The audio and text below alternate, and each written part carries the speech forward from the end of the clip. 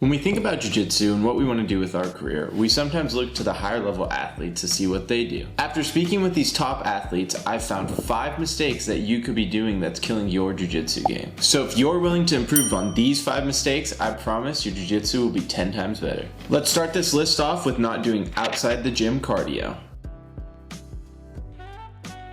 Our best rolls come when we're fresh, can control our breathing, and are able to think. So if that's the case, then doing outside cardio work is only going to allow us to improve the time that we can do this. Now, I know not all of you want to run, it's just what I do. There's so many options when it comes to cardio. You have running, swimming, biking, and even circuit training.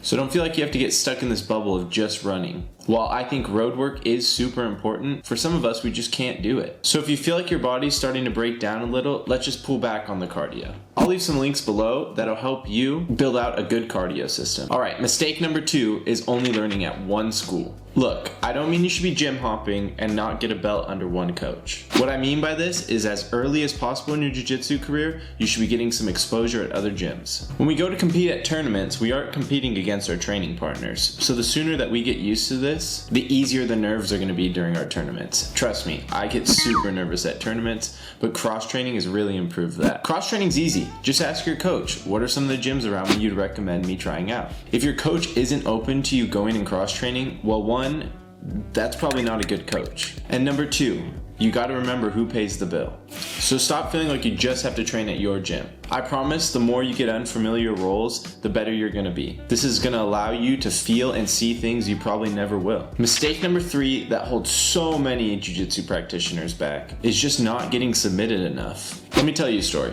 When I got to my gym, it had been about 3 years because of COVID and life and stuff.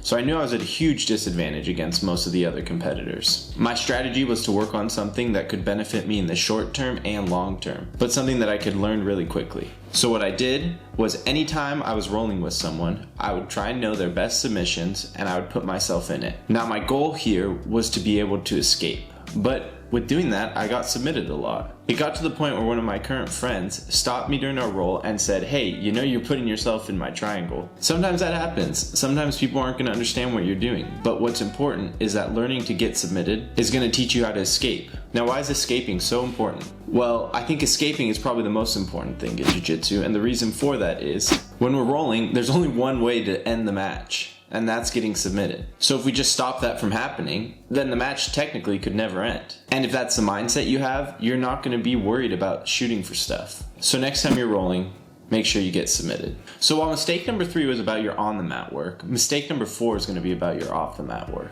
What I mean by off the mat work, I mean not having clearly defined goals. Okay, so this one's definitely a little bit harder to understand, but I believe that having clear goals in your jiu-jitsu every time you step on the mat is not only going to stop wasting your time, but also just make BJJ a lot more digestible. What do I mean by that? Well, we have so many resources out there that sometimes it's just hard to know what you're trying to work on. But an easy way to do this is by setting clearly defined goals. How do we pick those clearly defined goals? Well, it's easy. If I'm rolling and I get stuck in bottom side control, then clearly I'm not very good at bottom side control. So what are my clearly defined goals going to be?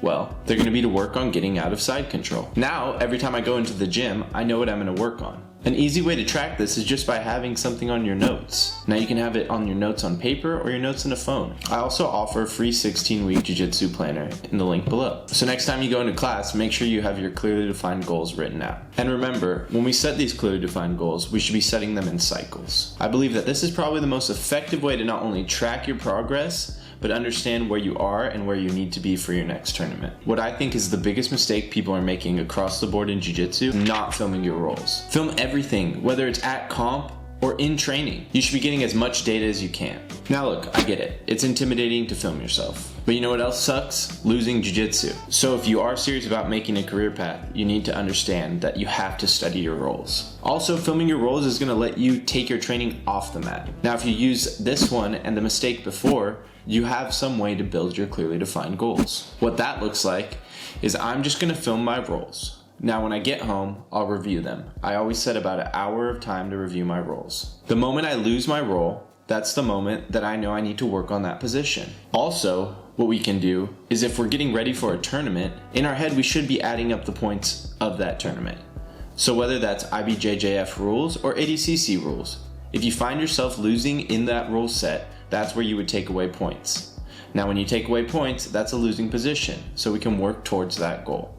And now we make it tournament specific. Another great reason to film your rolls is there's a lot of online resources where you can send your rolls into people and they can help break them down for you. So for the lower belts, this is a great option to get high level training partners without actually being with them. So look guys, there's a lot of work to improving your jiu-jitsu, and sometimes it kind of sucks. So in a sport where you don't make a lot of money and your skill level is extremely important, adjusting these 5 mistakes is going to take you to the next level.